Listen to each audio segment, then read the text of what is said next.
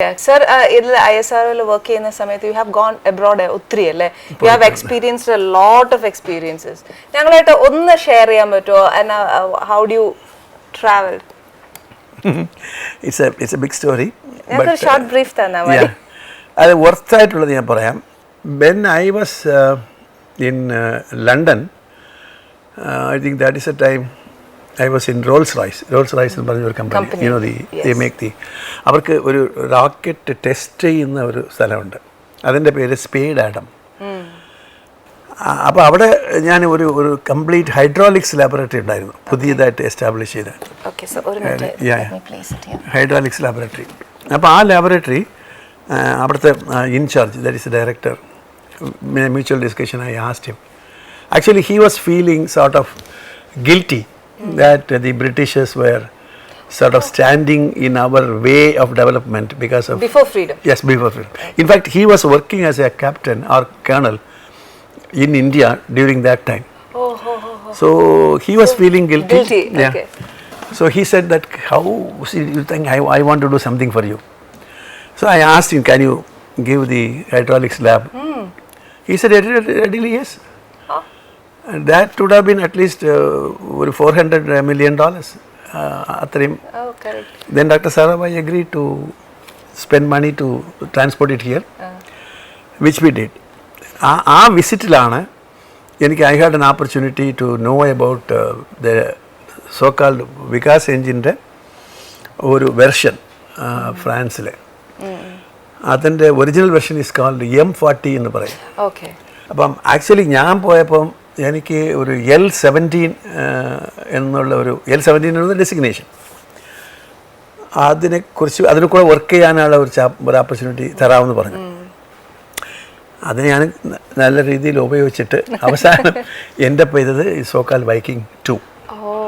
And then that part of it is what is called the Vikas engine. We are using it all through this vehicle today. ഇപ്പോൾ sir പറഞ്ഞ ഈ same principle തന്നെയാണ് നമ്മുടെ ഡിഫൻസിലും ഒക്കെ ഉപയോഗിക്കുന്നത്?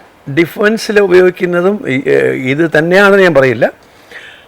ഇതിൻ്റെ ഒരു variation versions are there. Solid കണ്ടമാനം മിസൈൽസ് ഉണ്ട്. ലിക്വിഡിൽ നമ്മളിപ്പോൾ ഇതുണ്ടല്ലോ L40 ഇതുപോലത്തെ മിസൈൽസ് കണ്ടമാനമുണ്ട്. ബട്ട് ക്രയോജനിക് ഒറ്റ മിസൈൽ പോലും ഇല്ല. ക്രയോജനിക് മിസൈൽസിൽ ഉപയോഗിക്കാൻ പറ്റത്തില്ല, കാരണം അതിൻ്റെ പ്രിപ്പറേഷൻ ടൈം ഈസ് മോർ. ഒരു മിസൈലിന് ഒരു റിക്വയർമെൻറ്റ് എന്താണെന്ന് വെച്ചാൽ you should be able to, once you decide you want to launch, then you must act quickly.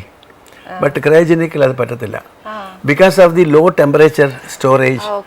അതിൻ്റെ ഹാൻഡ്ലിംഗ് തന്നെ ഡിഫിക്കൽട്ടാണ്. Loading the propellant. സപ്പോസിങ് നമ്മളൊരു മിസൈലിന് വെച്ചാൽ you have to keep it always readily on the launch pad. Give a command, it will go. അത് ക്രയോജനിക്കിന് പറ്റത്തില്ല. So cryogenic was never used as a missile. Nowhere in the world you have a cryogenic missile. I see. Okay. പിന്നെ sir ഒത്തിരി abroad പോയപ്പോൾ sir high studies ഒക്കെ abroad ചെയ്തിട്ടുണ്ടോ? ഞാൻ പ്രിൻസ്റ്റണിലായിരുന്നു. എൻ്റെ ഇത് മറ്റേ മാസ്റ്റേഴ്സ് അവിടെയാണ് ചെയ്തത്, in chemical rocket propulsion. Actually the department is called aerospace and mechanical sciences, one of the best universities in the world. അത് അങ്ങനെ ആർക്കും അവിടെ അഡ്മിഷൻസ് ഇസ് റെയർ. ഇച്ചിരി പാടാ, അത് എളുപ്പമൊന്നും ചെന്നൈച്ച് നമുക്ക് മേടിക്കാൻ ഒക്കുന്ന ഒരു കാര്യമല്ല. ബട്ട് എനിക്ക് തോന്നുന്നു സാർ അവിടെ എനിക്ക് കിട്ടി, ഓട്ടോമാറ്റിക്കായിട്ട് എനിക്ക് കിട്ടി. മാത്രമല്ല അവിടെ അഡ്മിഷൻ കിട്ടിയത് കൊണ്ടും I was A NASA fellow. Actually I was given A NASA contract. അപ്പോൾ ഞാൻ സ്റ്റെബിലിറ്റി അനാലിസിസ് ചെയ്യായിരുന്നു നാസ പ്രോജക്റ്റിന് വേണ്ടി. സാർ അപ്പോൾ ഇത്രയും കാലം അവിടെ വർക്ക് ചെയ്തിട്ടും ഒക്കെ ചെയ്തിട്ട് സിറ്റിസൺഷിപ്പ് ഉണ്ടായിട്ടുണ്ടോ അബ്രോഡിലെ? അല്ല, USA there was an offer for me. അപ്പം എനിക്ക് അത് അക്സെപ്റ്റ് ചെയ്യാൻ കഴിഞ്ഞില്ല. So because